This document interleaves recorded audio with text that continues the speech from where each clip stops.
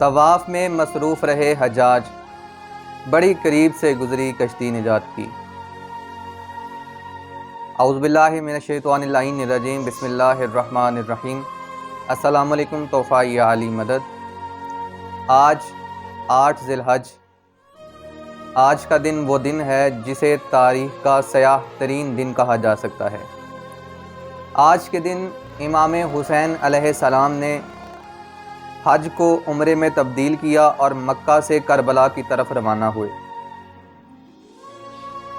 ہمیں اپنے مسلمان ہونے پہ بڑا غرور اور بڑا فخر ہے، اور یہ فخر اور غرور اس وقت مزید بڑھ جاتا ہے جب ہمارے نام کے ساتھ زوار یا حاجی لکھا جاتا ہے، کیونکہ اس وقت ہمیں یہ یقین ہو جاتا ہے کہ ہم اس بارگاہ میں چلے گئے ہیں جہاں پہ ہمیں بخش دیا جائے گا۔ آج 8 ذی الحج، آج کے دن امام حسین علیہ السلام نے حج کو عمرے میں تبدیل کیا۔ امام حسین علیہ السلام نے اسلام کے لیے اتنی بڑی قربانی دی، لیکن بڑے افسوس کے ساتھ مجھے یہ کہنا پڑتا ہے کہ آج بھی مسلمانوں کو پتہ ہی نہیں ہے، اور بہت سے مسلمان ایسے ہیں جنہیں یہ خبر ہی نہیں ہے کہ 8 ذی الحج کو ہوا کیا تھا۔ ان کو علم ہے تو بس اس بات کا ہے کہ حج کرنا ہے یا جانور ذبح کرنا ہے، حتیٰ کہ عید کے خطبوں میں بھی کہیں بھی امام حسین علیہ السلام کا یا ان کی قربانی کا ذکر نہیں کیا جاتا۔ یہ بات تو اپنی جگہ پر رہی، لیکن آج میں آپ کو بتاؤں گا کہ امام حسین علیہ السلام نے حج کو عمرے میں تبدیل کر کے مکہ سے کربلا کی طرف جو سفر کا آغاز کیا ہے، اس کے پیچھے کیا وجوہات تھیں، اس کے پیچھے کیا محرکات تھے۔ باطنی وجوہات یا باطنی حکمت تو معصومین علیہ السلام کے علاوہ کوئی بھی نہیں جانتا، لیکن جو ظاہری وجوہات تھیں ان میں سے کچھ میں بیان کرنے لگا ہوں۔ بنو امیہ کے شیاطین حاجیوں کے روپ میں امام حسین کے قتل کا ارادہ لیے امام حسین علیہ السلام کے ساتھ طواف میں محو تھے۔ امام حسین علیہ السلام نے اپنی بصیرت کی نگاہ سے دیکھا، ان کو علم ہوا تو انہوں نے فوراً اپنے احرام سے حج کو عمرے میں تبدیل کیا اور روانگی کا فیصلہ کیا۔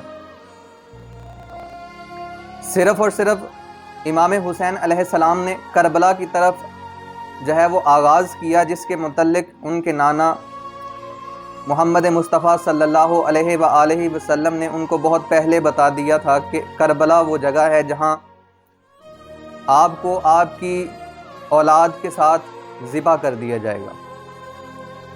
تو امام حسین کو علم تھا کہ کربلا ہی وہ جگہ ہے، تو پھر کربلا کی طرف انہوں نے سفر کا آغاز کیوں کیا؟ جب امام حسین علیہ السلام نے احرام سے اور سفر کا آغاز کیا تو کچھ صحابی، جن میں حضرت عمر بن سعید اور ساتھ ہی ساتھ حضرت یحییٰ بن سعید، انہوں نے آپ کو روکنے کی کوشش کی کہ آپ نہ جائیے، لیکن مولا نے اپنے فیصلے کو ترک نہ کیا۔ راستے میں ایک بہت ہی جلیل القدر صحابی فرزدق، انہوں نے بھی آپ کو پیغام دیا کہ مولا کوفہ مت جائیے گا، ابن زیاد نے آپ کے شیعوں کو گرفتار کر لیا ہے، اور جو باقی شیعہ بچ گئے ہیں ان کا دل ہو سکتا ہے کہ آپ کے ساتھ ہو، لیکن ان کی تلوار آپ کے ساتھ نہیں ہوگی۔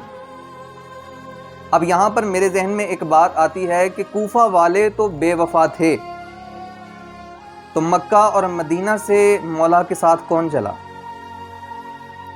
یہاں پہ ایک بات مجھے حیران بھی کرتی ہے، مجھے پریشان بھی کرتی ہے، اور یہ بات میری عقل تسلیم بھی نہیں کرتی کہ جب مولا احرام رہے تھے، جب مولا نے ارادہ کیا کہ حج کو عمرے میں تبدیل کیا اور سفر کا ارادہ کیا، تو میری عقل یہ تسلیم نہیں کرتی کہ جو وہاں پر حاجی آئے ہوئے تھے ان کو علم نہ ہو، ان کو پتہ نہ ہو کہ مولا جا رہے ہیں، ان کو پتہ نہ ہو کہ مولا نے حج کو عمرے میں تبدیل کیا ہے۔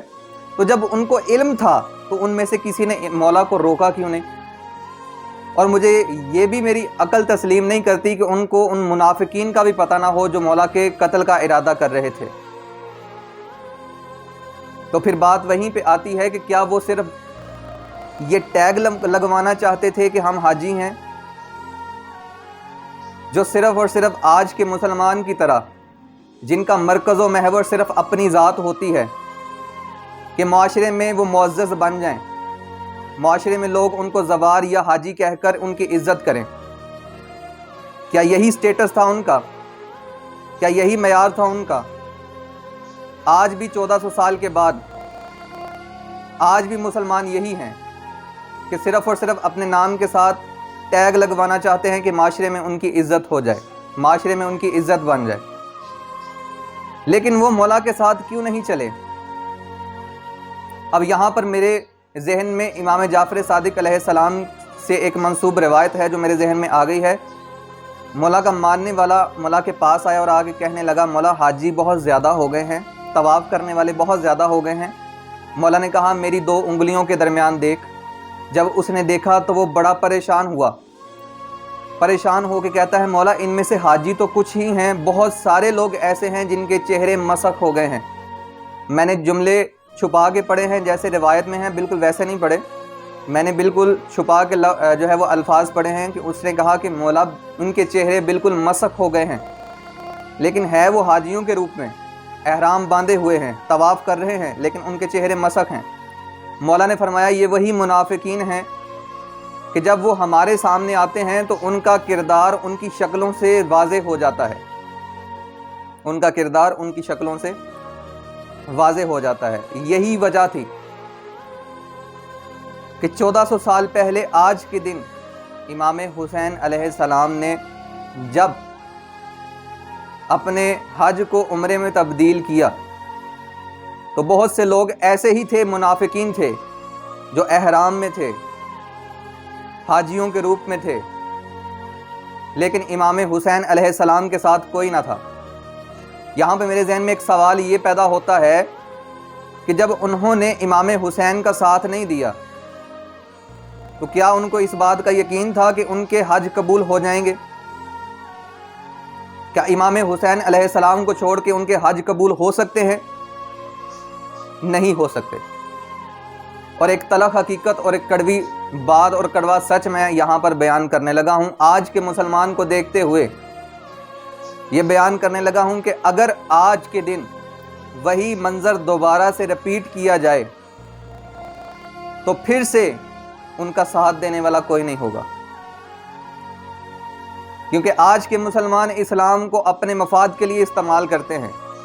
اگر اسلام کو ان کی ضرورت پڑ جائے تو کوئی نہیں آگے بڑھتا، آگے بڑھتی ہے تو صرف ابو طالب کی اولاد بڑھتی ہے، جس ابو طالب کے بارے میں لوگ کہتے ہیں کہ انہوں نے کلمہ نہیں پڑھا تھا۔